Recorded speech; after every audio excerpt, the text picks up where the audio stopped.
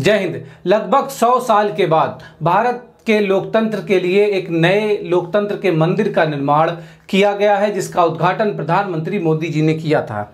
आज इस वीडियो में हम लोग भारत के नए लोकतंत्र के मंदिर यानी कि नए संसद भवन के बारे में कुछ बातें करेंगे। कुछ इंपॉर्टेंट पॉइंट है जो आपके लिए एग्जाम की दृष्टि से बहुत इंपॉर्टेंट होने वाले हैं, वो सब वीडियो में डिस्कस कर लेंगे। तो चलिए शुरू करते हैं। सबसे पहला पॉइंट देखते हैं कि भारत में लोकतंत्र का मंदिर किसे कहा जाता है, तो वो संसद को कहा जाता है। और भारत में नई संसद भवन का निर्माण किया गया है, जिसकी आधारशिला मतलब जिसकी नींव किसने रखी और कब रखी। तो पहला पॉइंट ध्यान रखेंगे, इसकी नींव रखी गई 10 दिसंबर 2020 को। किसके द्वारा? मोदी जी के द्वारा। किसके द्वारा? भारत के 14वें प्रधानमंत्री नरेंद्र दामोदर दास मोदी के द्वारा। इसके वास्तुकार कौन है? इसके वास्तुकार हैं विमल पटेल, जो कि गुजरात के हैं। विमल पटेल, इन्होंने ही इसका वास्तु जो डिजाइन है वो तैयार किया। और आपको बता दें कि नई जो संसद है उसका आकार कैसा है, वो त्रिभुज आकार की है। और पुरानी संसद कैसी है? पुरानी संसद गोल है। आपको ये याद रखना है कि भारत के 50 के नोट पर पुरानी संसद का चित्र अंकित है। बताइए दीजिए कि 20 रुपए के नए नोट पर कौन सा चित्र बनाया गया है। इसके डिजाइनर हैं तो HCP कंपनी ने इसकी हर एक चीज को डिजाइन किया है। इंटीरियर को डिजाइन करने वाला कौन है? तो HCP कंपनी है। और इसकी बिल्डिंग का निर्माण किसने किया है? तो बिल्डिंग का निर्माण किया है टाटा प्रोजेक्ट ने। ठीक है, टाटा प्रोजेक्ट बहुत भरोसेमंद ब्रांड है ये। तो इसके द्वारा इसको बनाया गया पूरा का पूरा स्ट्रक्चर। ये सब तैयार किसने किया? टाटा प्रोजेक्ट। मतलब ठेकेदार कौन है? तो टाटा प्रोजेक्ट इसके ठेकेदार थे। खर्च कितना आया बेटा? तो खर्च आया है 1200 करोड़ रुपए। अब इसमें बात ये होगी कि नया संसद भवन क्यों बनाया गया। नया संसद भवन बनाने के पीछे एक सबसे मुख्य कारण ये है कि लोकसभा और राज्यसभा के सदस्यों की संख्या बढ़ाई जाएगी।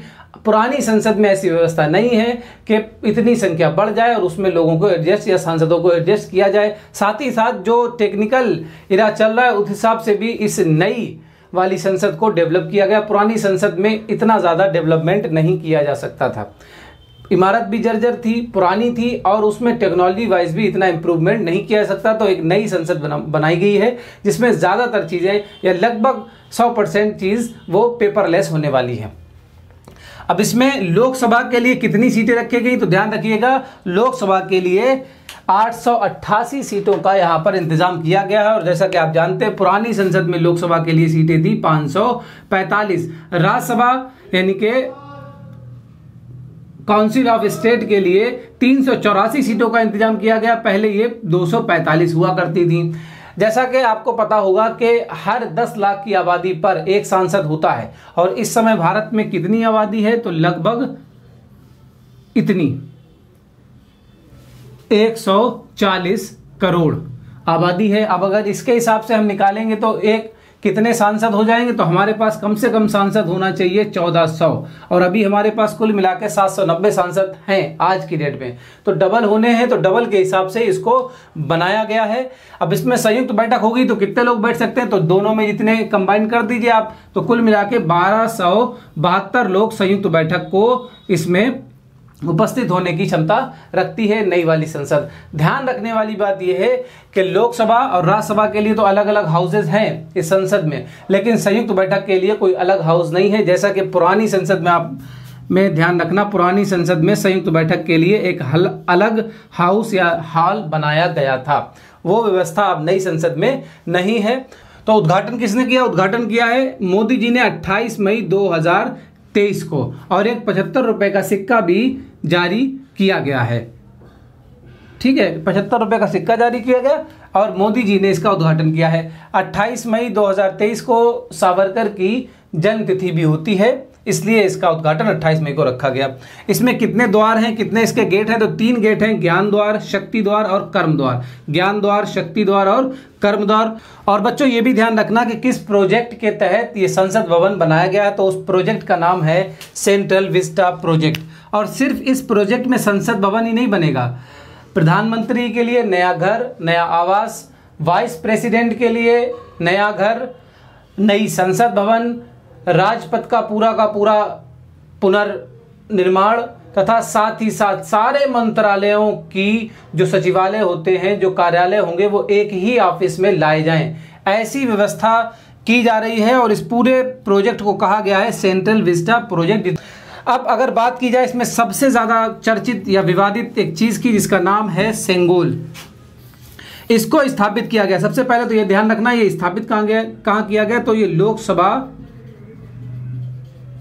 के सदन में जो अध्यक्ष होंगे, जो लोकसभा के स्पीकर होंगे, उनके सीधे हाथ पे इसको स्थापित किया गया और बताया ये गया है वर्तमान सरकार के द्वारा कि ये सत्ता के परिवर्तन का प्रतीक है, जबकि ऐसा इसके बारे में कहीं पर कुछ भी नहीं कहा गया है। ये सेंगोल आपको बता दें पहले से ही प्रधानमंत्री को दिया गया है। और किसको दिया गया था, तो ये सेंगोल 1947 में 14 अगस्त को तमिलनाडु के एक मठ के द्वारा जवाहरलाल नेहरू को दिया गया, क्योंकि जब वो प्रधानमंत्री बनने वाले थे उससे पहले कई लोगों ने उनसे मुलाकात की और बहुत से गिफ्ट उनको दिए गए। उसी में से एक गिफ्ट था जिसको सेंगोल कहा गया और इन्होंने इसको इलाहाबाद के म्यूजियम में रखवा दिया और वहीं से ये उठा के लाया गया है। और एक बार फिर से यही सेंगोल जो नेहरू जी को दिया गया था वो दोबारा फिर से प्रधानमंत्री को दिया गया या उन्होंने ये पूरी एक प्रक्रिया की जिसके द्वारा अधिनाम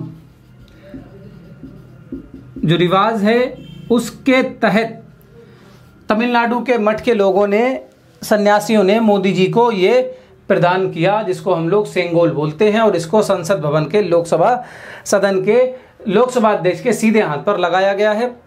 अब यहाँ पर एक बात ये भी ध्यान रखें कि लोकसभा की जो थीम है वो पूछी जा सकती है। तो लोकसभा की जो थीम है किस तरह का ये बनाया गया है, तो लोकसभा जो बनी है वो आपकी बनी है मोर के थीम पर, और राज्यसभा जो बनी है वो बनी है कमल के थीम पर। किसके थीम पर, कमल के थीम पर।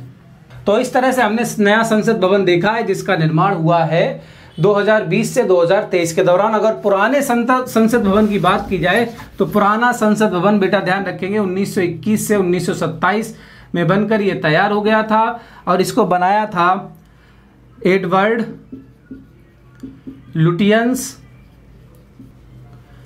कामा हार्वर्ड बेकर ने, और इन्हीं के नाम पर ये पूरा का पूरा जो संसद के आसपास का इलाका है उसे लुटियंस जोन्स कहा जाता है। इन्होंने इसको बनवाया था, इसके ये वास्तुकार थे और इसका उद्घाटन किया था लॉर्ड इरविन ने। तो आप ध्यान रखेंगे ये कब बना है, 1927 बनकर तैयार हुआ और 26 जनवरी 1950 से 27 मई 2023 तक इसने भारत के संसद भवन के रूप में कार्य किया है। तो ये था हमारा नया संसद भवन।